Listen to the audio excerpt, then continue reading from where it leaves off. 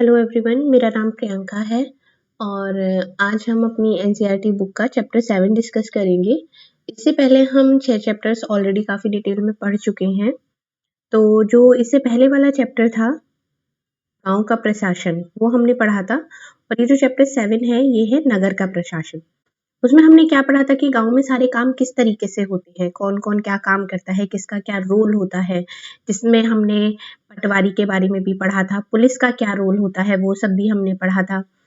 तो अब हम इस चैप्टर में क्या पढ़ेंगे नगर प्रशासन में, इसमें हम ये पढ़ेंगे कि जितने भी शहर में काम होते हैं, जैसे कि कूड़ा उठाने का काम है, पार्क की रख-रखाव का काम है या स्कूल्स प्रॉपर्ली चल रहे हैं नहीं, या जो जितनी भी स्ट्रीट लाइट्स वगैरह होती हैं, सड़कें होती हैं, तो इन सब कामों को कौन करता है, या नगर के जितने भी काम होते हैं शहर के, वो सारे काम किसके अंडर में आते हैं, कौन-कौन किस-किस तरीके से अपने काम को करता है। तो ये सारा कुछ अब हम इस चैप्टर में डिस्कस करेंगे, नगर प्रशासन। चलिए स्टार्ट करते हैं। एक गांव के मुकाबले शहर ज्यादा बड़ा और अधिक फैला हुआ होता है।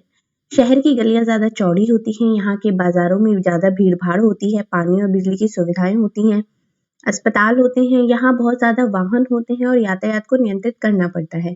क्या आपने कभी सोचा है कि ये सब इतने सुचारू रूप से कैसे चलता है? कौन-सी संस्था इन सब के लिए ज़िम्मेदार होती है? कैसे निर्णय लिए जाते हैं? कैसे योजनाएँ बनाई जाती हैं? कौन लोग हैं जो ये सारा काम करते हैं? आइए उत्तर ढूँढने की कोशिश करते हैं। जैसे कि गाँव और शहर की यहाँ पर बात करें तो गाँव में क्या होता है, इतनी ज़्यादा सुविधाएँ नहीं होती हैं। लेकिन अगर हम वहीं पर शहर की बात करें तो वहाँ पर शहर में जो जगह होती है वो भी ज़्यादा होती है और वहाँ पर बाज़ार होते हैं, अस्पताल होते हैं, स्कूल्स अच्छे होते हैं और बिजली की सुविधा होती है, पानी की सुविधा होती है। ये सारी चीज़ें कहाँ पर? शहर में होती हैं। लेकिन गाँव में ना ही तो लाइट प्रॉपर तरीके से आती है, ना ही पानी प्रॉपर तरीके से मिलता है। तो वहाँ पर अलग तरीके की समस्याएँ होती हैं। अब शहर में इतनी सारी चीज़ें तो होती हैं, लेकिन ये सब किस तरीके से हैंडल की जाती हैं, या अगर बिजली की सुविधा ही है या बिजली नहीं आ रही है, तो वो कौन-सा डिपार्टमेंट है जहाँ पर आप फ़ोन करके पता कर सकते हैं कि भई लाइट नहीं आ रही है या पानी नहीं आ रहा है। तो ये सब कौन करता है और किस तरीके से ये सारा काम होता है, यही हम इस चैप्टर में डिस्कस करेंगे। यहाँ पर ये इन्होंने एक स्टोरी के थ्रू बताया है कि संडे की दोपहर है, उसमें क्या है, 4 फ्रेंड्स हैं, माला, उसका साथी शंकर, जहांगीर और रेहाना। ये सब क्या मैं आपको एक वर्बली एक स्टोरी ये शॉर्ट में बता देती हूँ।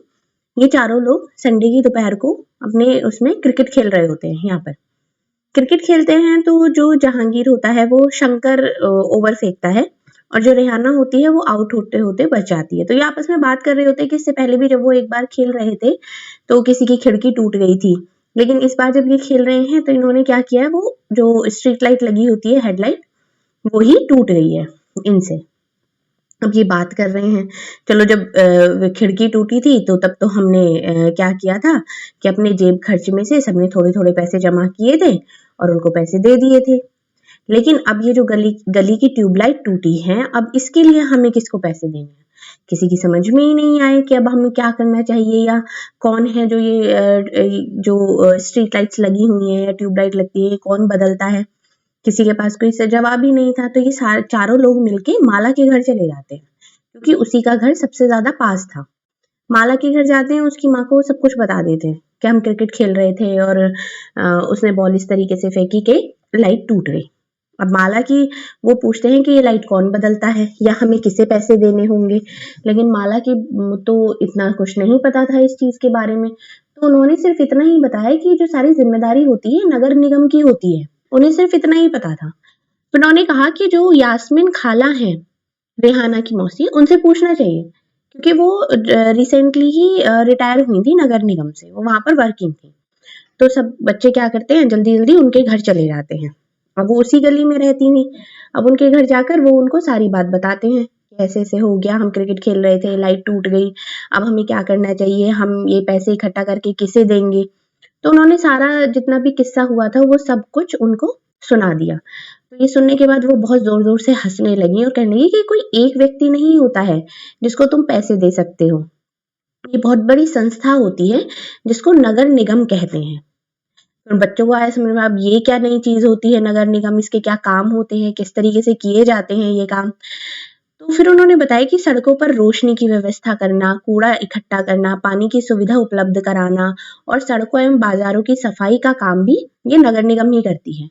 तो माला ने कहा कि हाँ, मैंने नगर निगम के बारे में सुना है और मैंने बोर्ड्स भी देखे हैं। नगर निगम जागरूकता का भी काम करती है, जैसे कि कोई बीमारी अगर फैली हुई है शहर में, तो उसके लिए एक जागरूकता करना या पोस्टर्स लगाना, ये सारे काम भी नगर निगम ही करती हैं। तो हाँ, उनकी खाला बोलती हैं कि हाँ, तुम बिल्कुल सही कह रही हो, नगर निगम का ये काम भी होता है और कि शहर में बीमारी ना फैले, या जो स्कूल स्थापित हो रहे हैं उन्हें भी चलाया जाता है। शहर में हॉस्पिटल्स हो गए और दवाखाने हो गए, ये भी चलते हैं, या बाग बगीचों का जो रख रखाव होता है वो भी नगर निगम के ही काम होते हैं। तो उन्होंने आगे कहा कि जो हमारा शहर है पुणे, वो बहुत बड़ा शहर है और यहाँ पर नगर प्रशासन चलाने वाले संस्था को नगर निगम कहते हैं। जो ये संस्था चलाती है उसको क्या कहते हैं, नगर निगम। और जो छोटे कस्बों में होते हैं इसे नगर पालिका कह देते हैं। काम दोनों के वही है, लेकिन एक बड़े लेवल पे होता है तो वो नगर निगम हो जाता है और छोटे शहरों में होता है उसको नगर पालिका कह देते हैं। अब यहाँ पर हम देख सकते हैं कि नगर पालिका के कार्यों की सूची बनाई है। तो आप उसमें लिख सकते हैं कि क्या-क्या सूची होती है कि शहर में बीमारी ना फैले, ठीक है? इसका ध्यान रखना है। दूसरा, स्कूल स्थापित करना है, शहर में दवाखाने और अस्पताल चलाता है, बाग-बगीचों की रख-रखाव करना। ये चारों पॉइंट्स ही इसमें आ जाएँगे। चलिए नेक्स्ट चलते हैं। अब बात आती है निगम पार्षद और प्रशासनिक कर्मचारी। अब ये क्या होता है? अब आगे ये चारों बच्चे यास्मीन खाला से ही बात कर रहे हैं और जितने भी इनके क्वेश्चंस हैं या क्वेरीज हैं इससे रिलेटेड, वो सब उनसे बार बार पूछते हैं और वो भी बहुत इंटरेस्ट के साथ इन बच्चों को सब कुछ बताती हैं, क्योंकि उनसे भी पहली बार किसी ने उनके काम के बारे में पूछा। तो यास्मीन खाला, मुझे बड़ी उत्सुकता हो रही है कि ये फैसला लेता कौन है कि पार्क कहाँ बनाया जाए। ये रेहाना ने पूछा। ये तो सारा काम हो गया, लेकिन मुझे अभी भी ये नहीं समझ में आ रहा है कि जो निर्णय होते हैं कि पार्क कहाँ बनाया जाए, ये कौन लेगा। खाला ने जवाब दिया, नहीं रेहाना, मैं तो निगम का लेखा विभाग अकाउंट्स में थी, बस लोगों की मासिक तनख्वाह की पर्चियां बनाती थी। क्योंकि शहर का आकार बहुत बड़ा होता है, इसलिए नगर निगम को कई निर्णय लेने होते हैं। इस तरह शहर को साफ रखने के लिए बहुत काम करना पड़ता है। ज्यादातर निगम पार्षद ही यह निर्णय लेते हैं कि हॉस्पिटल्स या पार्क कहाँ बनाए जाएंगे। कोई एक तो होता नहीं है। नगर निगम में या नगर पार्षद में बहुत सारे लोग होते हैं, क्योंकि बहुत बड़ी जिम्मेदारी होती है। तो वो सब क्या करते हैं, उसको शहर को अलग अलग वार्ड्स में डिवाइड कर देते हैं। शहर को जब वो वार्ड्स में डिवाइड कर देते हैं तो हर वार्ड से वो क्या करते हैं, एक पार्षद को चुनते हैं। और जो कुछ ऐसे निर्णय होते हैं जो सारे शहर को प्रभावित करते हैं, ऐसे निर्णय में क्या होता है, जो पार्षद का समूह होता है वो मिलके एक कुछ समितियां बना देते हैं और जो फिर डिफरेंट डिफरेंट जो मुद्दे होते हैं उन पर डिस्कशन करते हैं और निर्णय लेते हैं कि हाँ भाई, इस चीज को हम बेहतर कैसे कर सकते हैं। जैसे एग्जाम्पल इन्होंने दिया है कि बस स्टैंड को बेहतर बनाना। अब बस स्टैंड को बेहतर कैसे बनाएंगे, तो सबसे पहले क्या करेंगे, उनको डिफरेंट डिफरेंट वार्ड्स में डिवाइड कर देंगे अगर बहुत बड़ा शहर है, और उसके बाद उसमें से एक एक पार्षद चुन लेंगे। एक एक पार्षद चुन लेंगे, ये सारे पार्षद मिलके क्या करते हैं, एक समिति बनाते हैं और फिर वही समितियां मिलकर बाकी जितने भी निर्णय होते हैं वो सब करती हैं कि जैसे कि ये बस स्टैंड को बेहतर बनाना है, या किसी भीड़ भाड़ वाले बाजार का कचरा ज्यादा नियमित रूप से साफ करना है, या शहर के नालों की सफाई होनी है, या पानी कचरा जमा करने और सड़कों पर रोशनी आदि की व्यवस्था करनी है। तो ये सारे निर्णय फिर वही लोग लेते हैं। और अगर एक वार्ड के अंदर की समस्या होती है तो वार्ड के लोग पार्षद से संपर्क कर सकते हैं। अब सपोज जैसे ये डिफरेंट वार्ड्स बना दिए और इस वार्ड की कोई समस्या है, सपोज ये बिजली विभाग का वार्ड बनाया उन्होंने और इसकी कोई समस्या आई है, तो इसके लिए वो क्या करते हैं, वो पार्षद से संपर्क करते हैं और सारे लोग मिलकर फिर उसको सॉल्व करते हैं। अब एग्जाम्पल के लिए इन्होंने यहाँ पर दिया है कि अगर कोई जैसे कि यहाँ पर है कि अगर बिजली के खतरनाक तार लटक जाता है कहीं पर, तो स्थानीय प्रशासन बिजली विभाग के अधिकारियों से बात करने में मदद करती है कि भाई यहाँ पर ये प्रॉब्लम हो गई है, आप उसको सॉल्व करने में मदद करिए। तो ये जहां पार्षदों की समितियां, पार्षद विभाग मुद्दों पर निर्णय लेने का काम करते हैं, वहीं उन्हें लागू करने का काम आयुक्त, कमिश्नर और प्रशासनिक कर्मचारी करते हैं। मतलब ये निर्णय तो ले लेंगे, लेकिन उस निर्णय को एक तरीके से कहते हैं ना कि उसके जो पास करने वाला जो काम होता है कि भाई निर्णय तो ले लिया, अब हमें आगे उसे लागू करवाना है, तो उसके लिए भी किसी ना किसी के सिग्नेचर चाहिए होते हैं। तो वो कौन करता है, वो कमिश्नर करता है या प्रशासनिक कर्मचारी करते हैं। आयुक्त और प्रशासनिक कर्मचारियों की सरकार द्वारा नियुक्ति की जाती है, जबकि पार्षद निर्वाचित होते हैं। तो ये जो होते हैं, ये गवर्नमेंट के द्वारा होते हैं। आयुक्त होते हैं, कौन होते हैं? गवर्नमेंट के द्वारा होते हैं, गवर्नमेंट ही इन्हें सेलेक्ट करती है। तो नगर निगम में ये निर्णय कैसे लिए जाते हैं, रेहाना ने पूछा। इसमें मतलब अब बच्चे हैं, तो बच्चों के मन में तो बहुत सारे सवाल आते हैं। भाई एक सवाल निकला, आपने उसका उत्तर दिया, तो उसके मन में फिर दूसरा सवाल आ जाता है कि अब ये कैसे होता है, ये बताओ ये कैसे होता है। तो यहाँ पर यही चल रहा है कि ये चारों बच्चे अपने जितने भी डाउट्स हैं वो सब क्लियर कर रहे हैं। बच्चों के सवालों से खुश हुई यास्मीन खाला ने जवाब दिया कि सारे वार्डों के पार्षद मिलते हैं और सबकी सम्मिलित राय से एक बजट बनाया जाता है। उसी बजट के अनुसार पैसा खर्च किया जाता है। अब बात आ गई कि अब ये काम तो सारे हो गए, बट इनको पैसा कहाँ से मिलता है, पैसा कहाँ से आता है जो ये खर्च किया जाता है। तो यही बात हो रही है। पार्षद ये प्रयास करते हैं कि उनके वार्ड की विशिष्ट जरूरतें परिषद के सामने रखी जा सके। फिर ये निर्णय प्रशासनिक कर्मचारियों द्वारा क्रियान्वित किए जाते हैं। खाला बड़ी खुश थी क्योंकि किसी बड़े व्यक्ति ने तो आज तक कभी उनके काम के बारे में पूछा नहीं, चलो बच्चे ही पूछ रहे हैं। तो उन्हें बहुत अच्छा लग रहा था कि वो अपना एक्सपीरियंस बच्चों के साथ शेयर कर रही हैं, उन्हें ये मौका मिला है अपना एक्सपीरियंस शेयर करने का। अब शंकर पूछता है, अपना शहर तो इतना बड़ा है, इसकी देखभाल के लिए तो बहुत लोगों की जरूरत पड़ती होगी। तो खाला ने कहा कि हाँ भाई, नगर निगम में बहुत सारे लोग काम करते हैं। अब इतनी सारी टॉपिक चल रहा है, इतनी सारी बातें चल रही है, तो अभी किसी को क्रिकेट का ख्याल नहीं है कि ओवर बीच में था, वो आउट होने वाली थी या ये सब हुआ, उसका किसी को ख्याल नहीं है। अब वो बच्चे बिजी हो गए हैं क्वेश्चंस को पूछने में। दरअसल शहर में काम को अलग अलग विभागों में बांट देते हैं, जैसे जल विभाग अलग होता है, कचरा जमा करने का विभाग हो गया, उद्यानों की देखभाल का विभाग, सड़क व्यवस्था विभाग इत्यादि। अब इतना बड़ा शहर है जैसे, तो उसमें डिफरेंट डिफरेंट एक तरीके से इन्होंने वही बना दिए, जैसे वार्ड होते हैं ना, कि एक इसका ये निगम हो गया, इसका बिजली निगम, पानी निगम, सड़क निगम, इस तरीके से इन्होंने अपने अपने डिवाइड कर दिए विभाग। मैं नगर निगम की सफाई विभाग में थी, उसी के लेखा विभाग में हिसाब किताब का काम करती थी। ये किन्होंने बताया? यास्मीन खाला ने बताया कि उनका वर्क क्या था जो वो करती थी। वो बहुत ही इम्तिनान से बता रही थी, वो तसल्ली से सारी बातें कर रही थी। फिर बच्चों के खाने के लिए रसोई से कहा, फिर उनको भूख लग गई तो खाने पीने का होने लगा। अब यहाँ से फिर वो पूछता है दोबारा जहांगीर कि यास्मीन खाला, नगर निगम जिस कूड़े कचरे को इकट्ठा करता है वह कहाँ जाता है? बाकी बच्चे भी बहुत ज्यादा एक्साइटेड हो गए, ये चीज में खाना वाना सब खा रहे हैं। तो उन्होंने बताया कि इस सवाल का जवाब बड़ा मजेदार है। जैसा कि तुम जानते हो कि कचरा लगभग हर गली में फैला रहता है। पहले हमारे पड़ोस का भी यही हाल था, चारों तरफ कूड़ा फैला रहता था। अगर कूड़े को इकट्ठा करके हटाया ना जाए तो मक्खियां मिनमिनाती रहती हैं और आसपास कुत्ते चूहों का जमावड़ा हो जाता है। लोग इसकी बदबू से बीमार पड़ जाते हैं। एक और बुरी बात यह थी कि बच्चों ने गली में क्रिकेट खेलना छोड़ दिया था, क्योंकि उनके घर वाले ही मानते थे कि भाई यहाँ पर तो वैसे ही इतनी गंदगी हो रही है, अब बच्चे यहाँ पर आएंगे खेलेंगे तो उन्हें और ज्यादा बीमार पड़ने के चांसेस हैं। तो इसलिए उन्होंने खेलना भी बंद कर दिया था वहां पे। ये सारी बात होती है इसकी। अब यहाँ पर पॉइंट आ जाता है कि नगर निगम को पैसा कहाँ से मिलता है, ये बात कर लेते हैं। इतने सारे काम करने के लिए बहुत सारा पैसा चाहिए। अब सही बात है, अब ये जितना सारा काम है यहाँ पर, कूड़े से रिलेटेड है, बिजली से रिलेटेड है, पानी से संबंधित है या सड़कों से संबंधित है, तो इतना सारा काम हो गया। अब इतना सारा काम किया किस तरीके से जाएगा? सब चीज के लिए पैसा चाहिए, हर किसी को चाहिए आजकल। तो निगम यह राशि अलग अलग तरीके से इकट्ठा करती है। इसके भी बहुत सारे तरीके हैं जहां से ये राशि आती है। इस राशि का बड़ा भाग लोगों द्वारा दिए गए टैक्स से आता है। अभी गवर्नमेंट टैक्स लेती है, उस सब से जो आता है, फिर उस पैसे को डिवाइड करके अलग अलग उसमें बांटा जाता है कि भाई इतना पैसा। आपने बजट में भी देखा होगा मेनली ये चीज, जब एक बजट पास होता है तो उसमें डिवाइड कर दिया जाता है कि इतना पैसा इस चीज के लिए होगा, इतना पैसा इस चीज के खर्च होगा, इतना पैसा इस चीज के लिए खर्च किया जाएगा। तो इस तरीके से ही आता है पैसा।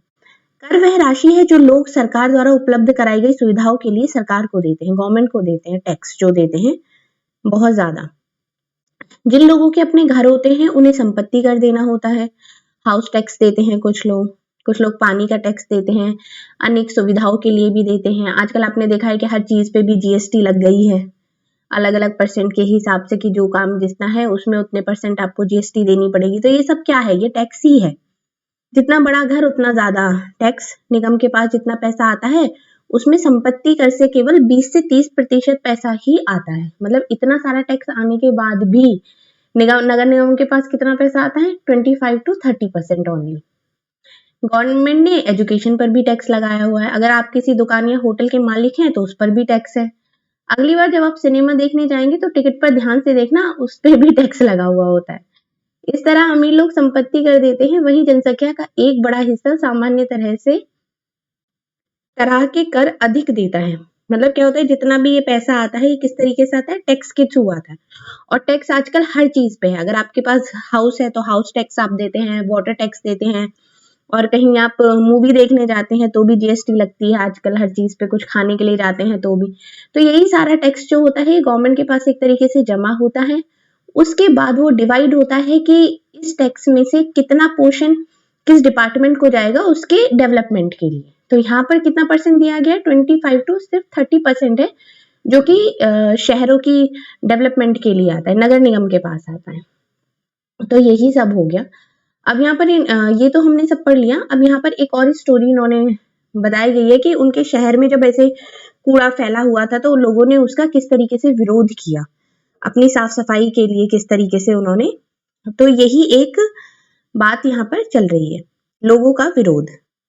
यास्मीन खाला ने अपनी बात जारी रखी। मोहल्ले की औरतें इन सबसे बड़ी नाराज थीं।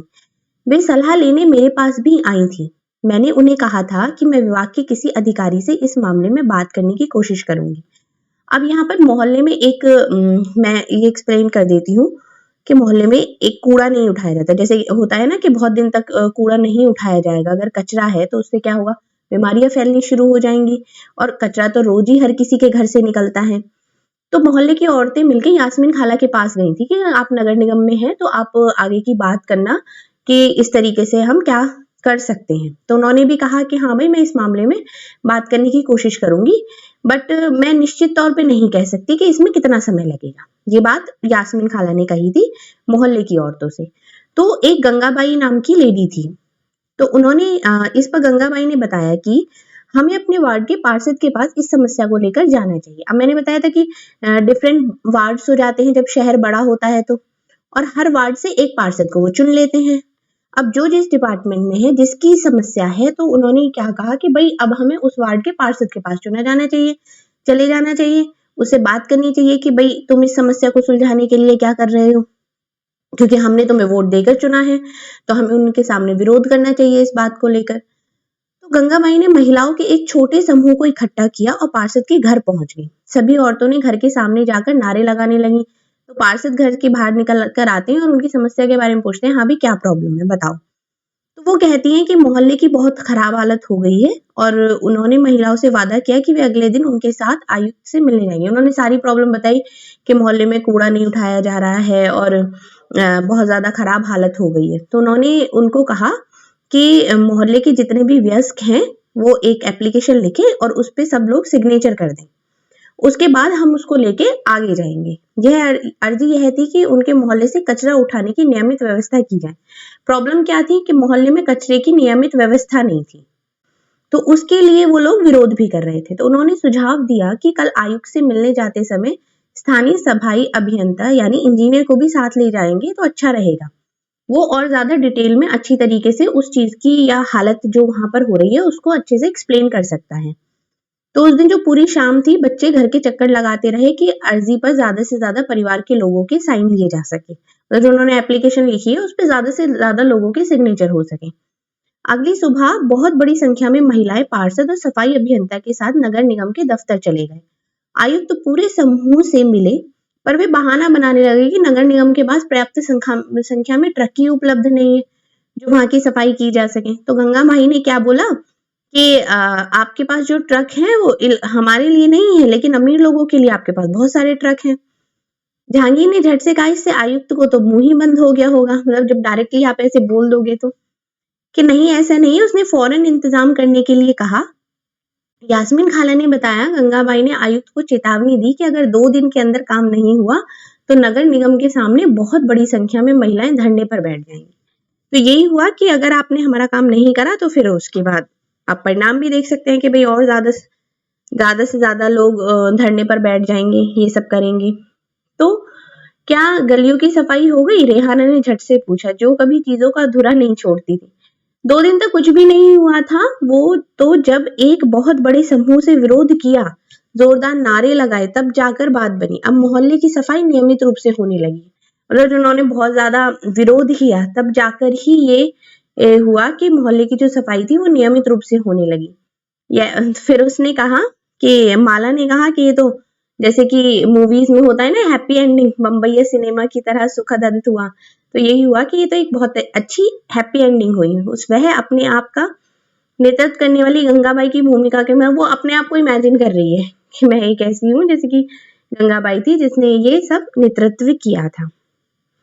अब ये देखते हैं कि खाला के सेवानिवृत्त होने के बाद से क्या-क्या बदल गया था। मतलब उनके रिटायरमेंट के बाद से क्या-क्या चीजें चेंज हो गई थी। यास्मीन खाला ने बच्चों को जो नहीं बताया वह यह है कि हाल ही के समय में पैसा बचाने के लिए कई नगर निगम ने कचरा उठाने और उन्हें ठिकाने लगाने के लिए निजी ठेकेदार रख लिए हैं। इनको निजीकरण कहते हैं, प्राइवेटाइजेशन। यहाँ पर ये बात हो रही है कि पहले ये सारा काम गवर्नमेंट करती थी, लेकिन अब उन्होंने क्या किया है कि छोटे-छोटे निजीकरण हो गए हैं, प्राइवेट कंपनियां आ गई हैं, उन्होंने कुछ लोगों को हायर कर लिया है जिनको वो अच्छी तरीके से पैसे भी नहीं देती हैं, और जो पहले गवर्नमेंट काम करती थी वो अब निजी कंपनियां काम करने लगी हैं। निजी ठेकेदार जिन मजदूरों को कचरा जमा करने और उठाने के काम पर लगाते हैं उन्हें बहुत कम पैसा देते हैं। मतलब काम पे तो लगाएंगे, काम सारा वही कराएंगे, लेकिन पैसे उन्हें बहुत कम मिलते हैं। और उन मजदूरों की नौकरी भी कोई परमानेंट नहीं होती, अस्थायी होती है। कचरा उठाने का काम बहुत खतरनाक होता है। अक्सर उनके पास अपनी सुरक्षा के साधन नहीं होते, और अगर काम करते हुए वे घायल हो जाएं तो उनकी देखभाल की भी कोई बात नहीं होती है। सभी बच्चों को गंगाबाई की कहानी सुनकर बहुत मजा आया। उन्हें इसका आभास तो था कि मोहल्ले में गंगाबाई की खासी इज्जत थी और लोग उन्हें बहुत मानते थे, मगर उसका कारण उन्हें अब समझ में आया था। उन्हें ये तो पता था कि भाई गंगाबाई की बहुत इज्जत है मोहल्ले में, लेकिन क्यों है, कैसे है, उसका रीजन उन्हें अब समझ में आया था। बच्चों ने खाला का शुक्रिया अदा किया और जाने के लिए उठ खड़े हुए। जाते जाते रेहाना ने कहा, खाला बस एक और आखिरी सवाल पूछना है, घर पर अभी जो 2 कूड़ेदान है वो भी क्या गंगाबाई का ही सुझाव था? वो हंसने लगी, बोली अरे नहीं नहीं, ये तो नगर निगम का ही सुझाव दिया था। जैसे आते ना कि आपने भी देखा होगा कि ग्रीन कलर का डस्टबिन है और एक ब्लू कलर का डस्टबिन, 2 डस्टबिन होने लगे हैं। ग्रीन कलर के डस्टबिन में अलग तरीके का कचरा डालना है, ब्लू में अलग है, या डिफरेंट कलर से उन्होंने उनको अलग अलग कर दिया है कि आपको इस कलर में ये कचरा डालना है, इस कलर में ही डालना है। अब जैसे कि यहाँ पर लिखा है कि हम खाने पीने और गलने वाली चीजों को एक कूड़ेदान में डालें और प्लास्टिक, कांच, ना गलने वाली चीजों को दूसरे कूड़ेदान में। जब हम अपने कचरे की छटाई कर देते हैं तो नगर निगम वालों का काम आसान हो जाता है। बच्चों ने इतने सारे सवालों का जवाब देने के लिए फिर से उनका शुक्रिया किया और टहलते हुए गली की तरफ चल पड़े। बहुत देर हो चुकी थी और उन्हें जल्दी से जल्दी घर पहुंचना था। आज हमेशा के मुकाबले गली में अंधेरा थोड़ा ज्यादा था क्योंकि लाइट टूट गई थी। उन्होंने ऊपर देखा और मुस्कुराते हुए एक दूसरे को देखा और वापस घर की तरफ दौड़ पड़े। चलिए, ये हमारा चैप्टर यहाँ पर खत्म होता है। होप सो आपको स्टोरी के थ्रू सब कुछ समझ में आ गया होगा। अब इसके क्वेश्चन आंसर्स हैं ये और देख लेते हैं जल्दी से। जैसे कि यहाँ पर भी कुछ क्वेश्चंस हैं, ये रह गए हैं, ये मैं बता देती हूँ एक बार। पंचायत के चुने हुए सदस्यों को क्या कहते हैं? पंचायत के जो सदस्य चुने जाते हैं उनको हम क्या कहते हैं? उनको हम पंच कहते हैं। शहर विभिन्न वार्डों में बटा हुआ होता है। नगर निगम के चुने हुए सदस्यों को क्या कहते हैं? नगर निगम के जो सदस्य चुने जाते हैं उनको हम पार्षद कहते हैं। ये सब कुछ आप चैप्टर में पढ़ चुके हैं। पार्षदों के समूह उन मुद्दों पर काम करते हैं जो सारे शहर को प्रभावित करते हैं। भाई किसी एक चीज को प्रभावित करे उसके लिए तो नहीं करेंगे ना, जो सारे शहर को प्रभावित करते हैं उन मुद्दों पर काम करते हैं। पंचायत और नगर पालिका के चुनाव प्रत्येक 5 वर्ष में होते हैं। ये भी इलेक्शन 5 ही वर्ष में होते हैं। पार्षद अगर निर्णय लेते हैं तो आयुक्त के नेतृत्व में दफ्तर के प्रशासनिक कर्मचारी उन निर्णयों को लागू करते हैं। निर्णयों को लागू करते हैं। ये हो गया। चलिए, अब इसकी जो नेक्स्ट एक्सरसाइज है वो है ये क्या गंगाबाई किस बात का विरोध कर रही थी? विरोध कर रही थी वो किस बात का? कि उनके मोहल्ले की साफ सफाई नियमित रूप से नहीं हो रही थी। इस बात का वो विरोध कर रही थी। आपके हिसाब से गंगाबाई ने पार्षद के पास जाने की बात क्यों सोची? क्योंकि उसने ये सोचा कि डिफरेंट वार्ड्स में बटा हुआ है और वार्ड्स का हर एक पार्षद होता है, तो अगर हमने इस पार्षद को चुना है तो हमारी समस्या को समाधान भी तो यही पार्षद करेगा, तो इसलिए उसने उसके पास जाने की बात सोची थी। जब आयुक्त ने यह कहा कि शहर में ट्रकों की संख्या पर्याप्त नहीं है, तो गंगाबाई ने क्या कहा? उन्होंने यही तो कहा था कि भाई हमारे लिए तो नहीं है, लेकिन अमीरों के लिए तो आपके पास बहुत सारी सुविधाएं हैं। यही बात हुई थी। अब नेक्स्ट क्या इसमें आता है, ये इन्होंने यहाँ पर दिया है कि सूरत का इन्होंने एक एग्जाम्पल दिया है। 1994 में सूरत शहर में भयंकर प्लेग फैला हुआ था। सूरत भारत के सबसे गंदे शहरों में से एक था। लोग घरों का और होटलों का भी कूड़ा कचरा पास की नाली या सड़कों पर ही फेंक देते थे। इससे सफाई कर्मचारियों को कूड़ा कचरा उठाने में तथा उसे ठिकाने लगाने में बहुत मुश्किलें होती थी। ऊपर से नगर निगम अपना काम नियमित रूप से नहीं कर रही थी, जिससे स्थिति और भी बदतर हो गई थी। प्लेग हवा के जरिए फैलता है। जिन लोगों को प्लेग हो जाए उन्हें ये दूसरों से अलग रखना पड़ता है। सूरत में उस साल बहुत से लोगों ने अपनी जान गंवाई थी। करीब 3 लाख से अधिक लोगों को शहर छोड़ना पड़ा। इसके डर से ये अनिवार्य कर दिया गया कि नगर निगम मुस्तैदी से काम करे।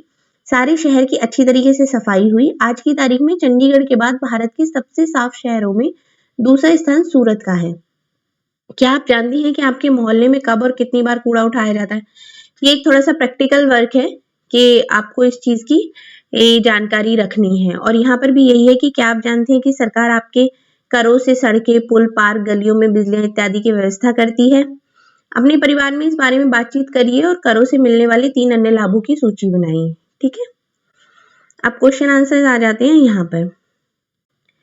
पहला क्वेश्चन है, बच्चे यास्मीन खाला के घर पर क्यों गए थे? क्यों गए थे? क्योंकि उन्हें ये पता करना था कि अगर वो ट्यूबलाइट या स्ट्रीट लाइट जो टूटी है उनसे अगर वो पैसे इकट्ठे करते हैं तो वो किसको देने हैं उन्हें, इस बात का पता करने के लिए वो वहां पर गए थे। वहां जाने के बाद उन्हें इतनी सारी जानकारी मिली। नगर निगम के कार्य शहर के निवासियों के जीवन को किस तरीके से प्रभावित करते हैं, ऐसे 4 तरीकों के बारे में लिखिए। अब नगर निगम के जितने भी कार्य होते हैं, नगर निगम के तो बहुत सारे कार्य होते हैं और वो बहुत तरीके से लोगों को प्रभावित करते हैं। क्योंकि अगर बिजली का कार्य है, पानी का कार्य है या कूड़े का कार्य है, अगर वो प्रॉपर तरीके से नहीं होगा तो कौन प्रभावित करे? तो फिर तो बहुत ज्यादा प्रॉब्लम आ जाएगी। तो वो इसी तरीके से प्रभावित करते हैं। इसमें आप पहले कार्य लिखेंगे और उसके बाद उन्हें बताएंगे कि उनके क्या क्या रीजंस होते हैं और किस तरीके से वो लोगों को प्रभावित करते हैं। नगर निगम पार्षद कौन होता है? नगर निगम पार्षद वो होता है जो डिफरेंट वार्ड्स में डिवाइड कर देते हैं। वार्ड्स को डिवाइड करके हर वार्ड का एक पार्षद चुना जाता है, वही नगर निगम पार्षद होता है। गंगाबाई ने क्या किया और क्यों? गंगाबाई पार्षद के पास सभी औरतों को लेकर गईं और उन्होंने अपने मोहल्ले में जो कूड़े कचरे की जो सफाई थी वो नियमित रूप से नहीं हो रही थी, उसका विरोध किया और उन्होंने कंप्लेन करी कि हमारे यहाँ पर भी प्रॉपर तरीके से सारी सफाई हो जानी चाहिए। ये किया। नगर निगम अपने काम के लिए धन कहाँ से प्राप्त करता है? इसके बारे में हम यहाँ पर पढ़ चुके हैं, आप ये देख सकते हैं। आगे है कि नगर निगम को धन कहाँ से मिलता है। ये रहा, नगर निगम को पैसा कहाँ से मिलता है। तो इसमें से ही आप कुछ पॉइंट्स निकाल कर लिख सकते हैं, जैसे कि जितना भी हम टैक्स देते हैं उस टैक्स के थ्रू ही नगर निगम के पास पैसा आता है और वो कितना परसेंट होता है? 25 to 30% होता है। ठीक है, अब यहाँ पर डिस्कशन ये थोड़ा सा प्रैक्टिकल वर्क ही है। इसमें 2 पिक्चर्स दी हुई है, एक ये है और एक ये है, और इसमें ये बताया हुआ है कि आपके विचार से कौन सी विधि कूड़ा का निपटारा करने वाले व्यक्तियों के लिए सुरक्षित है। तो जाहिर सी बात है कि यही सुरक्षित है। पहले चित्र में कूड़ा इकट्ठा करने का जो तरीका दिया गया है उसमें क्या क्या जोखिम है, अब इस वाली इमेज को देख के लिख सकते हैं। पहली बात तो इन्होंने ना ही तो हाथों में ग्लव्स पहने हुए हैं, ना ही पैरों में पहने हुए हैं, ना ही कोई ऐसी चीज है कि जिससे ये सेफ्टी। अब इतना सारा कूड़ा एक जगह है, क्या पता इसमें कौन सा कांच का सामान है या कोई एक ऐसी नुकीली चीज है जो इनके लग जाए, ये घायल हो जाए, तो इसमें बहुत सारे जोखिम है। अब तीसरा, क्या आप सोचते हैं कि जो लोग नगर निगमों में काम करते हैं उनके पास अपने कूड़े के निपटारे की व्यवस्था सुविधाएं क्यों नहीं है? भाई प्रॉपर तरीके से उन्हें, क्योंकि प्राइवेटाइजेशन आ गया है तो उन्होंने भी चीजों को इस तरीके से डिवाइड कर दिया है। आज की डेट में इतनी ज्यादा वो सुविधाएं उपलब्ध ही नहीं कराते हैं और उस हिसाब से पैसा भी उन्हें बहुत कम देते हैं। तो यही बात है, यहाँ पर दिया हुआ है, बस इसे और एक बार हम पढ़ लेते हैं। शहर में बहुत सारे लोग घरेलू नौकरों की तरह काम करते हैं और दूसरों के घरों को साफ रखते हैं। उसी तरह बहुत से लोग नगर निगम के लिए काम करते हैं और शहर को साफ सुथरा रखते हैं। इसके बावजूद जिन बस्तियों में वे रहते हैं वो काफी गंदी होती हैं। इसका कारण है कि इन बस्तियों में पानी और सफाई की सुविधा प्रॉपर तरीके से नहीं होती है। इसके लिए अक्सर बस्ती वासियों को ही दोषी ठहराया जाता है। जिस जमीन पर वे गरीब लोग अपना मकान बनाते हैं वह उनकी नहीं होती है और ना ही वे सरकार को कोई टैक्स देते हैं, जबकि मध्य वर्ग के रिहायशी इलाकों में पार्क बनाने, गलियों में रोशनी की व्यवस्था करने, नियमित रूप से कूड़ा जमा करने, इन कामों पर जितना नगर निगम खर्चा करता है उसकी तुलना में वहां रहने वाले लोग बहुत कम करते हैं। पाठ में आपने पढ़ा है कि नगर निगम को संपत्ति कर से कुल 25 से 30% ही आय होती है। क्या आपको लगता है कि निगम को बस्तियों की सफाई पर ज्यादा खर्च करना चाहिए? ये क्यों महत्वपूर्ण है? ये क्यों जरूरी है? शहर में नगर निगम जो सुविधाएं धनी व्यक्तियों को मुहैया कराती है, वह गरीबों को भी मिलनी चाहिए। डेफिनेटली मिलनी चाहिए, क्योंकि अगर आप ग्राउंड लेवल पे चीजें करते हुए चलेंगे ना, तो आगे प्रॉब्लम्स नहीं होती है। अब जैसे बाकी लोगों को साफ सफाई या ये सारी सुविधाएं मिल रही हैं, तो गरीब लोगों को भी मिलनी चाहिए। उन्हें भी हर चीज का अधिकार है। तो जहाँ पर ये खर्च कर रही है, तो उसका थोड़ा पार्ट उन्हें उन लोगों के लिए भी खर्च करना चाहिए, उन्हें सुविधाएं उपलब्ध करानी चाहिए। तो ये बहुत जरूरी है और बहुत महत्वपूर्ण भी है। अब जैसे कि इसमें भी बताया गया है कि स्वच्छ भारत अभियान चलाया गया था 2 अक्टूबर 2014 को। आपने देखा है देश भर में कि ग्रामीण और शहरी क्षेत्रों में सफाई को बढ़ावा देने के लिए 2 अक्टूबर 2014 को स्वच्छ भारत मिशन का आरंभ किया गया था। अब ये एक शॉर्ट में क्वेश्चन बन सकता है एक कॉम्पिटिटिव एग्जाम में कि स्वच्छ भारत अभियान कब शुरू किया गया था? 2 अक्टूबर 2014 को किया गया था। स्वच्छ भारत स्वच्छ विद्यालय, ये एक इसका स्लोगन भी था। अभियान के तहत विद्यार्थियों के बीच स्वच्छता और साफ सफाई के बारे में जागरूकता पैदा करने के लिए स्कूलों में कई गतिविधियां भी चलाई जा रही थी। मतलब बहुत सारी एक्टिविटीज थी जो बच्चों को कराई गई थी, जिससे उनको स्वच्छता से जागरूक कराया जाए कि किस तरीके से हमें अपने आसपास स्वच्छता रखनी चाहिए। आपके इलाके में नगर पालिका पंचायत द्वारा चलाए जा रहे स्वच्छ भारत अभियान के तरीकों को देखें, पोस्टर तैयार करें और इसे अपने स्कूल में प्रदर्शित करें। ये एक प्रैक्टिकल वर्क है जो आपको लिस्ट बनानी है, पोस्टर बनाने है और इस तरीके से काम करना है। चलिए, ये चैप्टर हमारा यहाँ पर कंप्लीट होता है। होप सो आपको ये चैप्टर समझ में आ गया होगा। अगर इससे रिलेटेड कोई भी क्वेरी है तो वो आप पूछ सकते हैं कमेंट में करके। और एक रिक्वेस्ट है, अगर आपको वीडियोस अच्छी लग रही हैं तो प्लीज लाइक करिए और चैनल को सब्सक्राइब भी करिए और ज्यादा से ज्यादा शेयर करिए। चलिए, ये चैप्टर फिनिश होता है। नेक्स्ट चैप्टर में मिलते हैं, जो कि हमारा लास्ट चैप्टर होगा, चैप्टर 8। उसके बाद हम क्लास 7th की पॉलिटी डिस्कस करना स्टार्ट करेंगे। Okay, thank you.